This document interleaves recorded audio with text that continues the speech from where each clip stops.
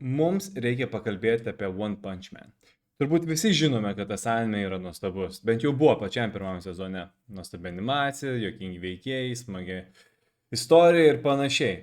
Tai yra vienkartinis dalykas, kur surinko top talentai tam, kad galėtų padaryti patį geriausią produktą.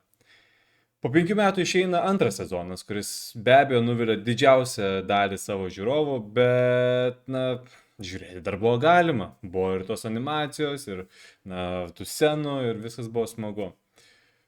Ir tada išėjo trečias sezonas šiais metais. Galėjo neišeiti, nes ten nėra nei animacijos, nei veikėjų, nieko. Ta prasme, pasižiūrėkit į šitą sceną, pasižiūrėkit, kaip jisai slysta, pasižiūrėkit, kaip šitas žmogus turi 6 pirštus, pasižiūrėkit, kaip čia yra grynas perpiešimas nuo mangos ir tiesiog nukirpo jo plaukus. Ir ta prasme, nieko nėra. Ta prasme, kam žiūrėti One Punch Man dabar? Nebėra tikslo. Skaitykit mangą.